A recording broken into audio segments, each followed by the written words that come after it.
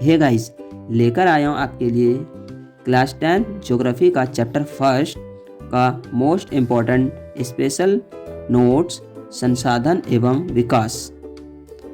इस नोट्स में मैंने सारे important topics point two points आपके लिए बनाया है जो कई बार एग्ज़ाम्स में प्रीवियस एग्ज़ाम्स में पूछे गए हैं। तो गाइस चलिए हम एक एक पॉइंट्स को बहुत ही फोकस से कंसंट्रेशन के साथ समझते हैं और आपको ये सारे पॉइंट्स रिमेंस लर्न करने हैं। तो चलिए फर्स्ट हमारा जो पॉइंट है देखिए क्या है, संसाधन किसे कहते हैं। क्या गाइस, संसाधन किसे कहते हैं? तो संसाधन क्या है, तो आप सिंपल भाषा में समझो संसाधन क्या होता है।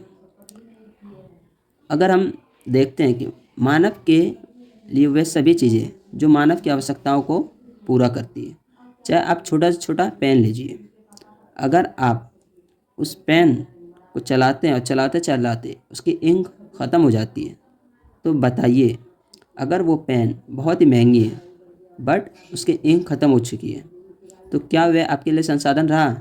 नहीं, वह आपके लिए संसाधन अब नहीं रहा। क्यों? क्योंकि आप उसका यूज़ नहीं कर सकते। मतलब कि आपके लिए पेन तो बहुत, चाहे वो बहुत अच्छी है, उसका लुक, वो बहुत महंगी पेन है, देखने में उसका लुक बहुत अच्छा है, बट क्या आप उस पेन का लिखने में यूज़ कर सकते हैं? जो मेन उसका यूज़ है लिखने का, अगर आप नहीं लिख सकते उससे, तो वो एक संसाधन आपके लिए नहीं है। आई होप गाइज आप समझ चुके हैं संसाधन। तो चलिए डेफिनेशन हम देखते हैं संसाधन का।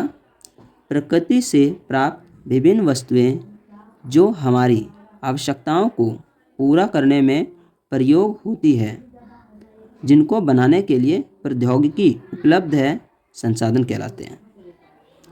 तो गाइज प्रकृति से प्राप्त विभिन्न वस्तुएं, प्रकृति में तमाम ऐसी वस्तुएं हमारे जो हमारी आवश्यकताओं को पूरा करने में प्रयोग होती है, वो सभी चीज़ें जो मानव की आवश्यकताओं यानी कि हमारी आवश्यकताओं को पूरा करने में प्रयोग होती है, जिनको बनाने के लिए प्रौद्योगिकी उपलब्ध है, यानी कि टेक्नोलॉजी उसके लिए बनाने के लिए।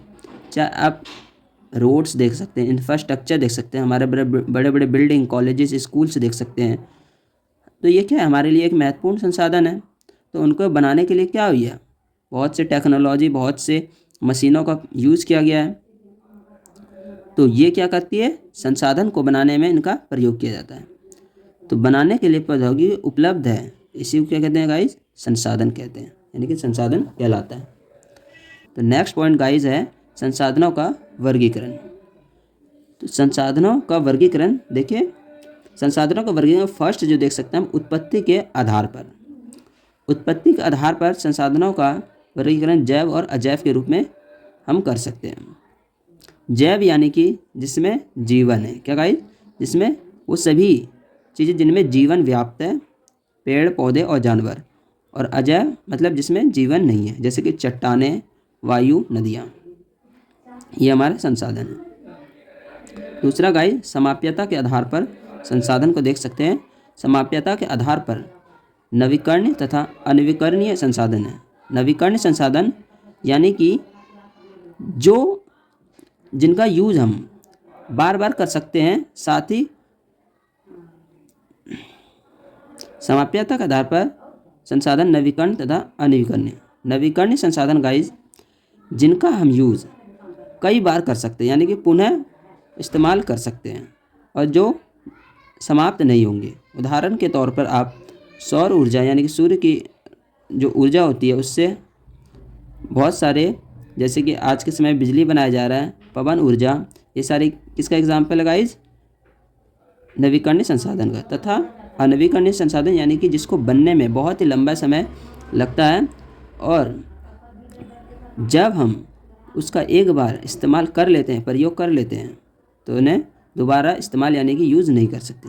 उदाहरण के तौर पर पेट्रोल, डीजल, आपको पता है कि पेट्रोल डीजल क्या बचे हैं, बहुत ही लिमिटेड हमारे ये रिसोर्स ये बचे हैं, आने वाले 100-200 सालों में ये ख़त्म हो जाएंगे। इसीलिए ऊर्जा का वैकल्पिक यानी नवीकरणीय संसाधनों पर अधिक जोर दिया जा रहा है। तो इसका एग्जांपल आप क्या देख रहे हैं, इलेक्ट्रॉनिक कार्स, गाड़ियाँ, व्हीकल्स आ रही है अब रोड्स पे। तो नेक्स्ट गाइस देख सकते हैं हम स्वामित्व के आधार पर संसाधनों का वर्गीकरण। स्वामित्व के आधार पर संसाधनों को देखें तो हम व्यक्तिगत, सामुदायिक, राष्ट्र तथा अंतर्राष्ट्रीय संसाधन। तो व्यक्तिगत संसाधन जिसका जो क्या है मालिक स्वयं होता है, आदमी, व्यक्ति, चाहे जैसे कि आपका घर, मकान, ज़मीन, ये क्या आपका व्यक्तिगत संसाधन, उस पर आपका अधिकार है। तो ये संसाधन क्या हो गए व्यक्तिगत, जिनका किसी व्यक्तिगत आदमी का खुद उस संसाधन पर स्वयं अधिकार होता है। सामुदायिक संसाधन आप एग्जाम्पल समझ सकते हैं कि जो समुदाय का संसाधन होता है, जैसे कि हमारा पार्क, मोहल्ले में देखते हैं हम अपने कॉलोनी में पार्क हो गया या कोई उद्यान। नेक्स्ट गाइज राष्ट्र यानी कि जब वे संसाधन जो पूरे राष्ट्र के लिए है। क्या गाइज? वे संसाधन जो पूरे राष्ट्र के लिए है, तो वो क्या कहलाते हैं? राष्ट्र संसाधन, यानी कि देश का संसाधन। अंतर्राष्ट्रीय संसाधन यानी कि वे सभी संसाधन जो 200 किलोमीटर के बाद, जो यानी किसी भी देश का बाउंड्री होता है उसके 200 किलोमीटर के बाद का जो हिस्सा है वो किसी भी एक देश यानी कि किसी भी पर्टिकुलर देश का अधिकार नहीं होता है, वो अंतर्राष्ट्रीय संसाधन कहलाते हैं। यानी कि उस पर यदि आपको किसी भी तरह से उस संसाधन का इस्तेमाल करना है तो आप डायरेक्टली उसका यूज़ नहीं कर सकते, पहले आपको अंतर्राष्ट्रीय संस्थाओं जो इनकी देखभाल इन संसाधनों करती है उसका आपको इजाज़त लेना पड़ेगा। नेक्स्ट गाइस देख सकते हैं हम विकास के आधार पर संसाधनों का वर्गीकरण। तो विकास के आधार पर, डेवलपमेंट के आधार पर संसाधनों का मुख्य 4 रूप में वर्गीकरण किया गया है: संभावी, विकसित और भंडार तथा संचित कोष। संभावी संसाधन ऐसे संसाधन होते हैं जो किसी प्रदेश में व्यापक रूप से विद्यमान है। उदाहरण के तौर पर आप देख सकते हैं कि राजस्थान या फिर गुजरात में आप गाइस देखेंगे तो सौर ऊर्जा और पवन ऊर्जा का व्यापक पैमाने पर संभावना इस्तेमाल का है, परंतु अभी इसका इस्तेमाल पूर्ण रूप से नहीं किया गया है।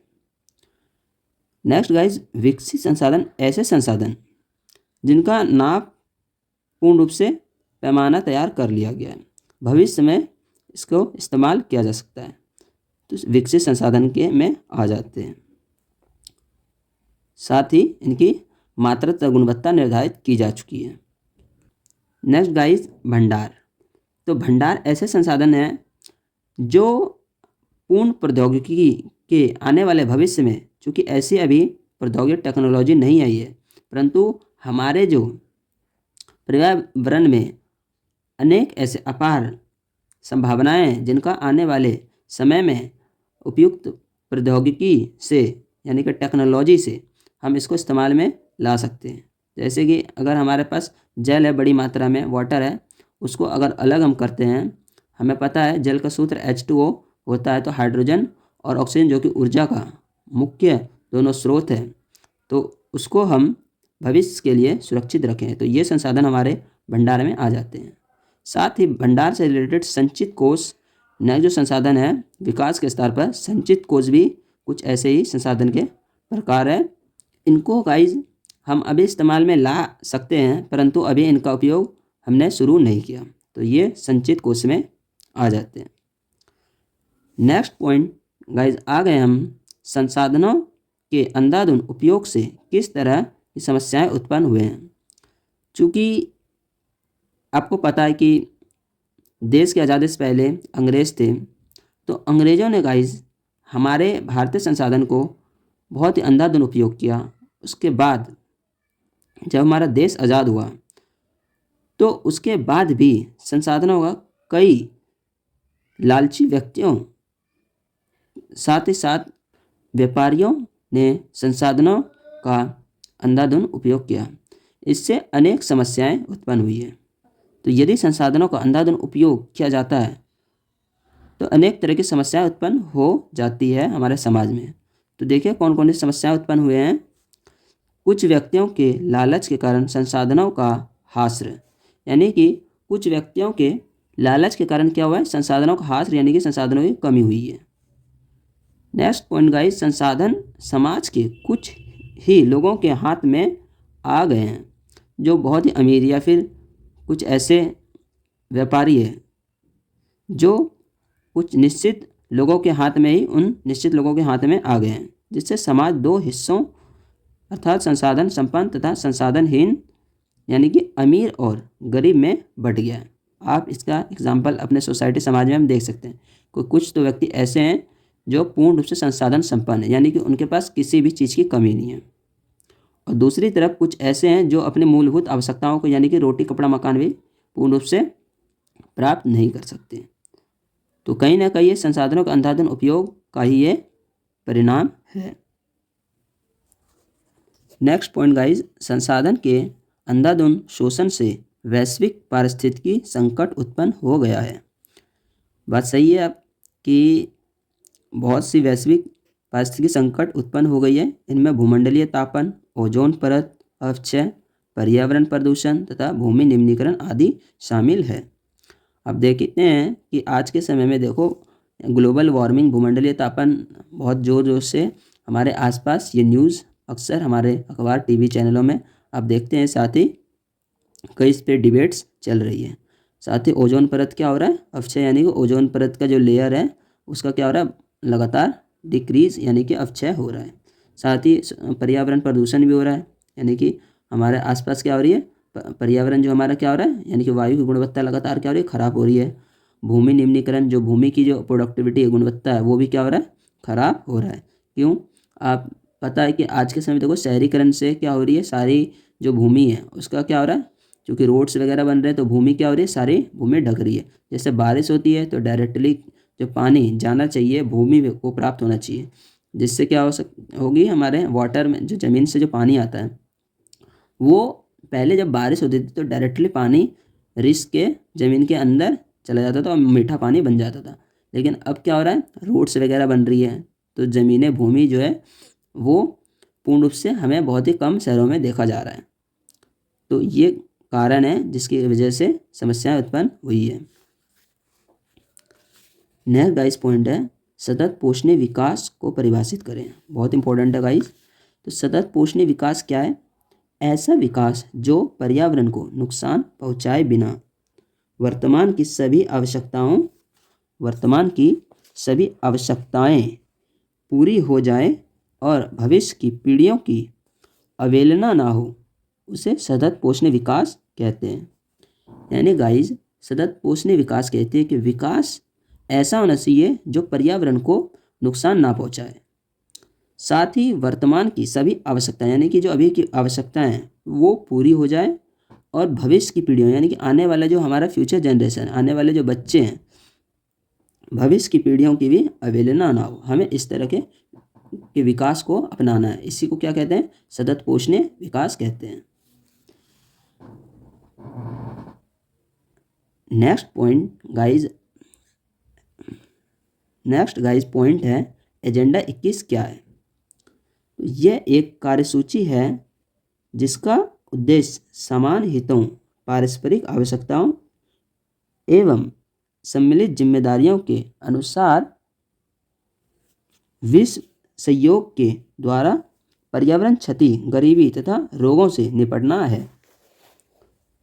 यानी एजेंडा 21 क्या है, एक कार्यसूची है जिसका उद्देश्य समान हितों, पारस्परिक आवश्यकताओं यानी कि सभी का समान हित लेते हुए पारस्परिक आवश्यकताओं यानी कि म्यूचुअल नीड्स एवं सम्मिलित जिम्मेदारियों, सभी को मिलकर अपनी जिम्मेदारियों के अनुसार विश्व के सहयोग द्वारा पर्यावरण क्षति, एजेंडा 21 वैश्विक स्तर पर एक कार्यसूची बनाया गया जिसमें इन सभी चीज़ों को सम्मिलित किया गया, जिसके सहयोग के द्वारा पर्यावरण क्षति, गरीबी तथा रोगों से निपटना। इनका मुख्य उद्देश्य क्या है, पर्यावरण क्षति कम से कम हो, गरीबी तथा रोगों से निपटा जाए। नेक्स्ट पॉइंट गाइज है संसाधन नियोजन। तो नियोजन संसाधनों के विवेकपूर्ण उपयोग के लिए अपनाई गई सर्वमान्य रणनीति है। संसाधन नियोजन क्या है, संसाधन नियोजन यानी कि संसाधनों का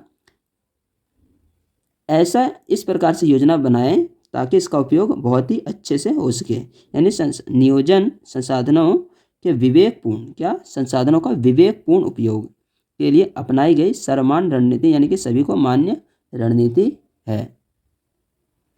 नेक्स्ट पॉइंट गाइज, भारत में संसाधन नियोजन की प्रक्रिया भारत में संसाधनों को मापने के क्या आधार है। इस तरह से क्वेश्चन आ सकता है कि भारत में संसाधन नियोजन की प्रक्रिया क्या है, या फिर भारत में संसाधनों को मापने के क्या आधार है।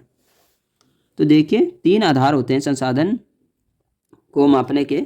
देश के विभिन्न प्रदेशों में संसाधनों की पहचान कर उनकी कार्यसूची बनाना, यानी देश के विभिन्न राज्यों में संसाधनों की पहचान कर उनकी सबसे पहले क्या कार्यसूची, यानी कि उनका सूची बनाना कि कौन से संसाधन कहाँ कितना है। दूसरा पॉइंट गाइस, संसाधन विकास योजनाएं लागू करने के लिए उपयुक्त प्रौद्योगिकी, कौशल तथा संस्थागत नियोजन ढांचा तैयार करना। यानी गाइस संसाधन विकास योजनाएं, यानी कि संसाधनों के विकास की योजनाएं जो है उसको लागू करने के लिए जो प्रॉपर प्रौद्योगिकी यानी कि टेक्नोलॉजी होना चाहिए, जो कौशल यानी बनाने के लिए हमें पता है बहुत सारे दिमाग इंजीनियर्स की ज़रूरत होती है, तथा संस्थागत नियोजन, साथ ही एक सूटेबल यानी कि एक प्रॉपर प्लान बनाने की ज़रूरत होती है। इसको ढांचा को तैयार करना ये आता है। नेक्स्ट, संसाधन विकास योजनाओं और राष्ट्रीय विकास योजना में समन्वय स्थापित करना। संसाधन विकास योजनाओं मतलब जो संसाधन विकास योजनाएं और राष्ट्रीय विकास योजना है उसमें क्या करना है, समन्वय, यानी संसाधन विकास योजनाओं और राष्ट्रीय विकास योजना में समन्वय स्थापित करना।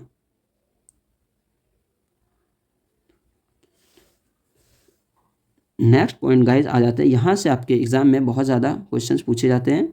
मृदाओं का वर्गीकरण या मृदाओं के प्रकार। तो गाइस मृदाओं को 6 प्रकारों में मेनली क्या किया गया है, वर्गीकरण किया गया है, यानी कि मिट्टी को बांटा गया।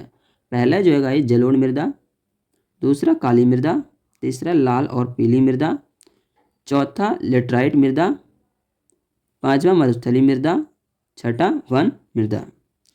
तो मृदाओं को कितने प्रकार में बांटा गया, 6। जलोढ़ मृदा, काली मृदा, लाल और पीली मृदा, लेटराइट मृदा, मरुस्थलीय मृदा, वन मृदा। तो सबसे एक एक करके अब हम मृदाओं के वर्गीकरण को एक्सप्लेन वे में पढ़ेंगे। फर्स्ट गाइज जलोढ़ मृदाओं की विशेषताओं का वर्णन कीजिए।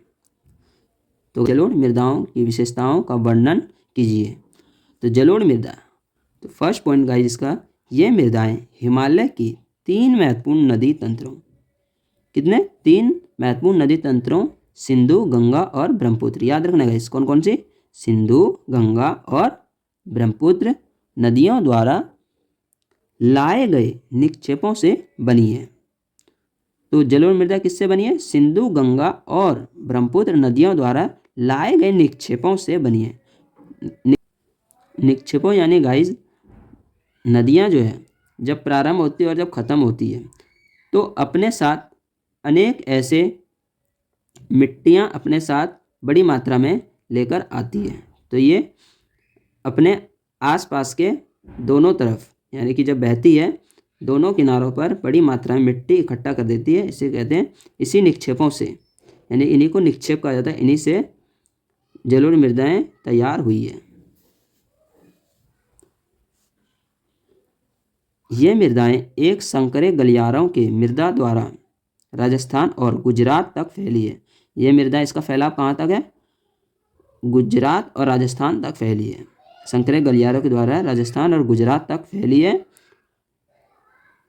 पूर्वी तट मैदानों विशेषकर महानदी, गोदावरी, कृष्णा तथा कावेरी नदियों के डेल्टे भी जलोढ़ मृदाओं से बने हुए हैं। तो ध्यान रखना है कि पूर्वी तट मैदान जिसमें क्या महानदी, गोदावरी, कृष्णा तथा कावेरी नदियों के डेल्टा भी जलोढ़ मृदाओं से ही बने हुए हैं। नेक्स्ट पॉइंट गाइस, जलोढ़ मृदा में रेत, सिल्ट तथा मृत्तिका के विभिन्न अनुपात पाए जाते हैं। एक बहुत बड़ा विशेषता है कि जलोढ़ मृदा में रेत, सिल्ट तथा मृत्तिका के विभिन्न अनुपात पाए जाते हैं। नेक्स्ट, आयु के आधार पर जलोढ़ मृदाएं 2 प्रकार की होती है। आयु के आधार पर जलोढ़ मृदाएं कितने प्रकार की होती है, 2। पुराना जलोढ़ जिसे हम बांगर कहते हैं और नया जलोढ़ जिसे खादर कहा जाता है। तो आयु के आधार पर मृदाएं कितने प्रकार की है, 2, बांगर और खादर। नेक्स्ट पॉइंट इसका गाइस देखिए, जलोढ़ मृदाएं बहुत उपजाऊ होती है। क्या? जलोढ़ मृदाएं बहुत ज़्यादा उपजाऊ होती है। अधिकतर जलोढ़ मृदाओं में पोटास, फास्फोरस और चूना मौजूद होता है। अधिकतर जलोढ़ मृदाओं में क्या होता है गाइस? पोटास, फास्फोरस और चूना मौजूद होता है। ये रासायनिक तत्व इन मृदाओं को गन्ने, चावल, गेहूं और अन्य अनाजों और दलहन फसलों की खेतों के लिए उपयुक्त बनाती है। तो इस मृदाओं में जो पोटास, फास्फोरस और चूना पाया जाता है, ये क्या कहते हैं? ये रासायनिक तत्व इन मृदाओं को गन्ने, चावल, गेहूं और अन्य अनाजों के जैसे अन्य अनाजों और दलहन फसलों की खेती के लिए उपयुक्त बनाती है। नेक्स्ट पॉइंट, अधिक उपजाऊ होने के कारण जलोढ़ मृदा वाले क्षेत्रों में गहन कृषि की जाती है। तो अधिक उपजाऊ होने के कारण क्या होती है? जलोढ़ मृदा वाले क्षेत्रों में गहन कृषि, यानी कि सबसे अधिक जो कृषि होती है जलोढ़ मृदाओं में ही होती है। इसलिए यह जनसंख्या घनत्व भी इसमें क्या है? इस मृदाओं में अधिक पाई जाती है। अगर आप देखें यूपी, बिहार, पंजाब, हरियाणा, इनमें कौन सी मृदाएं? जलोढ़ मृदाएं ही पाई जाती है मुख्य तौर पे। इसीलिए भारत की सबसे अधिक कृषि इन्हीं राज्यों में होती है और इसीलिए यहीं पर सबसे अधिक जनसंख्या बिहार, पश्चिम बंगाल, उत्तर प्रदेश, पंजाब, हरियाणा में निवास करती है। नेक्स्ट, मृदाओं के प्रकार को देखा जाए तो काली मृदा। अगर आपके पेपर में पूछा जाता है काली मृदाओं की विशेषताओं का वर्णन कीजिए, तो देखिए इसकी विशेषताओं को देखते हैं। फर्स्ट पॉइंट इसका गाइस, इन मृदाओं को रेंगर मृदाएं भी कहा जाता है। काली मृदाओं क्या कहा जाता है? रेंगर मृदाएं, ध्यान रखना है, भी कहा जाता है। काली मृदा कपास की कपास की खेती के लिए बहुत उपयोगी होती है। काली मृदा किसके लिए उपयोगी होती है? कपास की खेती के लिए बहुत उपयोगी होती है और इसलिए इन्हें काली कपास मृदा के नाम से भी जानी जाती है। किस नाम से जानी जाती है गाइस? इसे काली कपास मृदा के नाम से भी जानी जाती है। नेक्स्ट इसका पॉइंट देखिए गाइस, ऐसा माना जाता है कि जलवायु और जनक शैलों ने काली मृदा के बनने में महत्वपूर्ण योगदान दिया है। काली मृदा के बनने में सबसे अधिक योगदान किसने दिया गाइस? जलवायु और जनक शैलों ने काली मृदा के बनने में महत्वपूर्ण योगदान दिया है। नेक्स्ट पॉइंट गाइस देखिए, इस प्रकार की मृदाएं दक्कन पठार क्षेत्र के उत्तर पश्चिमी भागों में पाई जाती है और ये लावा जनक शैलों से बनी है।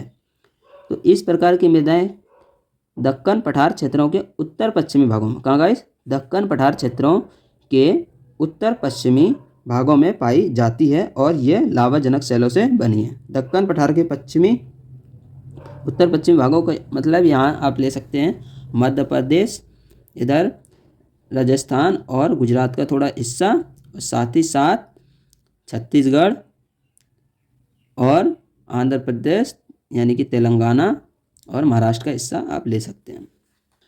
नेक्स्ट पॉइंट गाइस देखिए, ये मृदाएं महाराष्ट्र, सौराष्ट्र, मालवा, मध्य प्रदेश और छत्तीसगढ़ के पठार पर पाई जाती है। तो गाइस देख सकते हैं आप, ये मृदाएं महाराष्ट्र, सौराष्ट्र, मालवा, मध्य प्रदेश और छत्तीसगढ़ के पठार पर पाई जाती है तथा इसका फैलाव दक्षिण पूर्वी दिशा में गोदावरी और कृष्णा नदियों की घाटियों तक है। इनका फैलाव कहाँ से कहाँ तक है? दक्षिणी पूर्वी दिशा में गोदावरी और कृष्णा नदियों की घाटियों तक है। नेक्स्ट वन गाइज, काली मृदा बहुत महीन कणों अर्थात मृत्तिका से बनी होती है। काली मृदा किससे बनी होती है? बहुत ही महीन कणों अर्थात मृत्तिका से बनी होती है। इस मृदा की नमी धारण करने की क्षमता बहुत अधिक होती है, यानी कि ये जो मृदा है इसमें नमी जो है बहुत अधिक धारण करने की क्षमता होती है।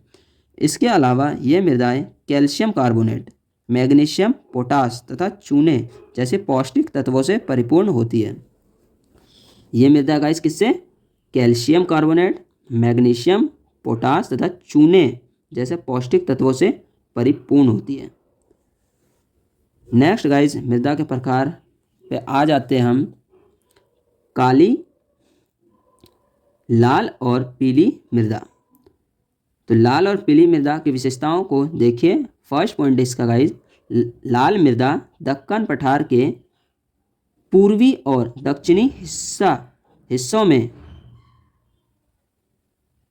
रवेदार आग्नेय चट्टानों पर कम वर्षा वाले भागों में विकसित हुई है। तो लाल मृदा दक्कन पठार के पूर्वी और दक्षिणी हिस्सों में, कहाँ, दक्कन पठार के पूर्वी और दक्षिणी हिस्सों में रवेदार आग्नेय चट्टानों पर, किस पर, रवेदार आग्नेय चट्टानों पर कम वर्षा वाले भागों में विकसित हुई है।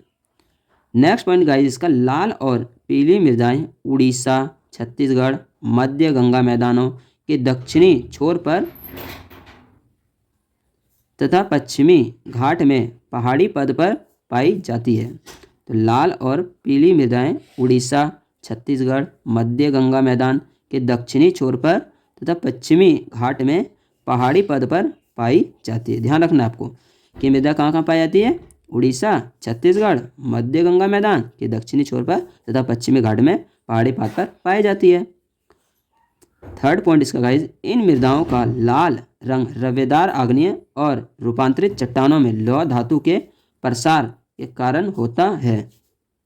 इन मृदाओं का लाल रंग रवेदार आग्नेय और रूपांतरित चट्टानों में लौह धातु के प्रसार के कारण होता है। किससे होता है, लौह धातु के प्रसार के कारण होता है। इनका पीलापन इनमें जलयोजन के कारण होता है।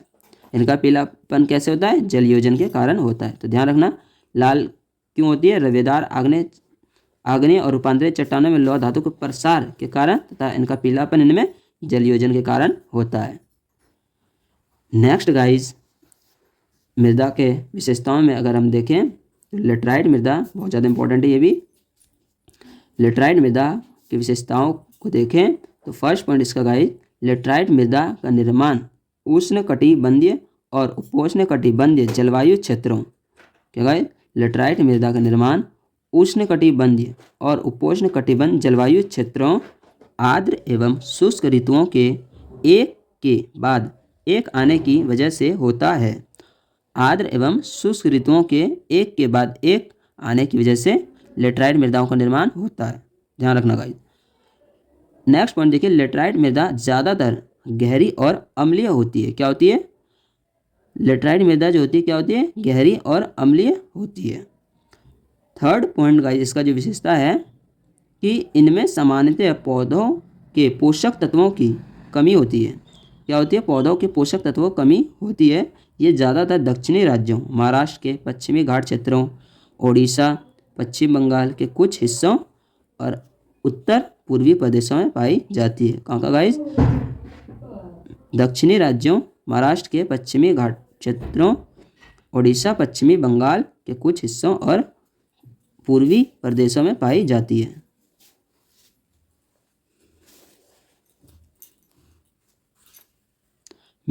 नेक्स्ट गाइस पॉइंट है, मृदा संरक्षण की उचित तकनीक की मदद से इन मृदाओं पर कर्नाटक, केरल और तमिलनाडु में चाय तथा कॉफ़ी उगाई जाती है। ध्यान रखना बहुत ज़्यादा इंपॉर्टेंट है कि कर्नाटक, केरल और तमिलनाडु में चाय तथा कॉफ़ी उगाई जाती है इन मृदाओं पर। तमिलनाडु, आंध्र प्रदेश और केरल की लाल लेटराइट मृदाएं काजू की फसल के लिए अधिक उपयुक्त मानी जाती है। कहाँ कहाँ गाइस, तमिलनाडु, आंध्र प्रदेश और केरल की लाल लेटराइट मृदाएं काजू की फसल के लिए अधिक उपयुक्त मानी जाती है। नेक्स्ट गाइस, मरुस्थलीय मृदा। तो मरुस्थलीय मृदा की विशेषताओं को देखते हैं। फर्स्ट पॉइंट है, मरुस्थलीय मृदाओं का रंग लाल और भूरा होता है। मरुस्थलीय मृदाओं का रंग कैसा होता है, लाल और भूरा। ये मृदाएं साधारणतः रेतीली और लवणीय होती है। पता आपको, रेगिस्तान में मरुस्थल है, चूँकि मरुस्थल क्या होती है, रेत होती है, इसीलिए यहाँ की मृदाएं कैसी होती है, रेतीली और लवणीय होती है। सेकंड पॉइंट गाइस देखिए इसका, शुष्क जलवायु और उच्च तापमान के कारण जलवाष्पन दर अधिक है। वहाँ की जलवायु कैसी होती है, मरुस्थलीय मृदा चूँकि क्या होती है, चूँकि तापमान बहुत अधिक होती है, इसीलिए वहाँ की जलवायु क्या होती है, शुष्क जलवायु, यानी कि सूखा, यानी कि आसपास का वातावरण क्या है, वातावरण में क्या होती है, नमी की कमी, यानी कि नमी ना के बराबर होती है। तो शुष्क जलवायु और उच्च तापमान के कारण जल वाष्प दर अधिक होती है, यानी कि जल वाष्पन की दर जो होती है बहुत अधिक होती है, यानी कि जल की सूखने की दर बहुत अधिक होती है।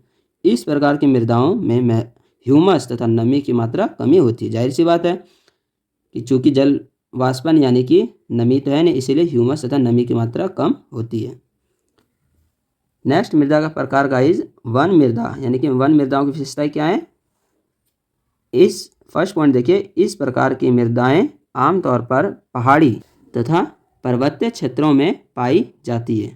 क्या गाइज, इस प्रकार की मृदाएं पहाड़ी तथा पर्वतीय क्षेत्रों में पाई जाती है जहाँ पर्याप्त वर्षावन उपलब्ध है। क्या गाइज, जहाँ बहुत अधिक वर्षावन उपलब्ध है, यानी कि बहुत अधिक बारिश होती है।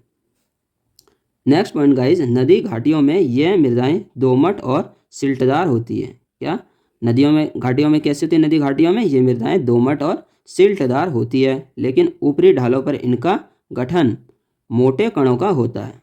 लेकिन ऊपरी ढालों पर इनका गठन कैसे होता है गाइज, मोटे कणों का होता है। हिमालय के हिमाच्छादित क्षेत्रों में इन मृदाओं का बहुत अपर्दन है। क्या गाइज, हिमालय के हिमाच्छादित क्षेत्रों में इन मृदाओं का बहुत अधिक अपर्दन होता है। चूँकि हिमालय में क्या होती है, यानी कि पहाड़ी पे बहुत अधिक हिमाच्छादन होता है, यानी कि मिट्टी का कटना होता है, और यह सिलिक तथा ह्यूमस रहित होता है। क्या होता है, ह्यूमस रहित होता है। नेक्स्ट पॉइंट गाइस, इसका नदी घाटियों के निचले क्षेत्रों विशेषकर नदी सोपानों तथा जलोढ़ पंखों आदि में ये मृदाएं उपजाऊ होती है। क्या, नदी घाटियों के निचले क्षेत्रों विशेषकर नदी सोपानों तथा जलोढ़ पंखों आदि में क्या होती है, ये मृदाएं बहुत उपजाऊ होती है। नेक्स्ट पॉइंट गाइज आ गए हैं अब हम मृदा अपर्दन पर। किस पे, मृदा अपर्दन यानी कि सॉइल इरोजन। तो मृदा के कटाव तथा उसके बहाव की प्रक्रिया को मृदा अपर्दन कहा जाता है। क्या गाइज, यानी कि मिट्टी के कटने को, यानी कि मिट्टी का कटना या फिर हटना तथा उसके बहाव की प्रक्रिया को मृदा अपर्दन कहा जाता है। नेक्स्ट गाइज पॉइंट, मृदा अपर्दन के कारण। मृदा अपर्दन आखिर कारण क्या है। तो वनोन्मूलन यानी कि वनों का कटना, अति पशुचारण यानी कि अधिक पशु का चराना, तो अति पशुचारण, निर्माण कार्य जो होते हैं और हो रहे हैं, इससे क्या हो रहा है, मृदा का अपरदन यानी कि मृदा का हासरी हो रहा है। और खनन, साथ ही माइनिंग जैसी चीज़ें खनन हो रही है, इससे क्या हो रही है, ये सारे क्या है, मृदा अपरदन के मुख्य कारण है। वनोन्मूलन, अति पशुचारण, निर्माण और खनन। नेक्स्ट पॉइंट गाइस देखिए, उत्खात भूमि यानी कि वेटलैंड किसे कहते हैं। तो बहता पानी मृतिका युक्त मृदाओं को काटते हुए गहरी वाहिकाएं बनाता है। क्या गाइस, जब पानी बहती है तो मृतिका युक्त मृदाओं को काटते हुए यानी मिट्टी को काटते हुए गहरी क्या होती है, वाहिकाएं बनाती है, जिन्हें अवनलिकाएं कहा जाता है। क्या कहा जाता है, अवनलिकाएं कहा जाता है। ऐसी भूमि जोतने योग्य नहीं होती। क्या नहीं होती गाइस, क्योंकि ये क्या बना देती है, चारों तरफ एक तरह से गड्ढा नुमा एक वृत्ताकार गड्ढा बना देती है, जिससे क्या होती है, जोतने योग्य नहीं हो रहती है, और इसे ऐसी भूमि जोतने योग्य नहीं रहती और इसे उत्खात भूमि कहा जाता है। तो गाइस ऐसी भूमि क्या होती है, जोतने योग्य नहीं रहती, इसलिए इसे क्या कहा जाता है, उत्खात भूमि कहा जाता है, यानी कि बैड लैंड कहा जाता है।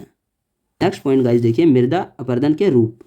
तो मृदा अपरदन के दो रूप है, कौन कौन से गाइस, चादर अपरदन और पवन अपरदन। क्या गाइस, चादर अपरदन और पवन अपरदन। तो चादर अपरदन किसे कहते हैं, नेक्स्ट गाइस हमारा क्या पॉइंट है, चादर अपरदन किसे कहते हैं। तो कई बार जल विस्तृत क्षेत्रों को ढके हुए ढाल के साथ नीचे की ओर बहता है। क्या गाइस, कई बार क्या होता है, जल ना विस्तृत क्षेत्र को यानी कि बहुत लंबे बड़े क्षेत्र को ढके हुए ढाल के साथ यानी कि ढलान के रूप में नीचे की ओर, जैसे ढलान होते हैं तो नीचे की ओर बहता है। ऐसी स्थिति में इस क्षेत्र की ऊपरी मृदा क्या होती है, घुलकर पानी के साथ बह जाती है। क्या होती है, ऐसी स्थिति में इस क्षेत्र की ऊपरी जो मृदा होती है क्या होती है, घुलकर पानी के साथ बह जाती है। इसे चादर अपरदन कहते हैं। क्या कहते हैं गाइस, इसे चादर अपरदन कहा जाता है। नेक्स्ट गाइस पॉइंट है, पवन अपरदन किसे कहते हैं। यह भी मृदा अपरदन के रूप है। तो पवन द्वारा मैदान अथवा ढाल क्षेत्रों से मृदा को उठा ले जाने की प्रक्रिया को पवन अपरदन कहते हैं। तेज हवाएं गाइस जब चलती है तो उसको क्या कहते हैं, पवन। तो जब बहुत तेज हवाएं पवन चलती है तो इसके द्वारा क्या होता है, मैदान अथवा ढाल क्षेत्रों से मृदा को क्या होती है, उठाकर, यानी कि हवा उठाकर क्या करती है, ले जाती है। इस प्रक्रिया का क्या कहते हैं, पवन अपरदन कहा जाता है। नेक्स्ट गाइज और लास्ट इस चैप्टर का पॉइंट है मृदा अपरदन को रोकने की विधि। क्या गाइज, मृदा अपरदन को रोकने की विधि, यानी मृदा को कैसे हम रोक सकते हैं।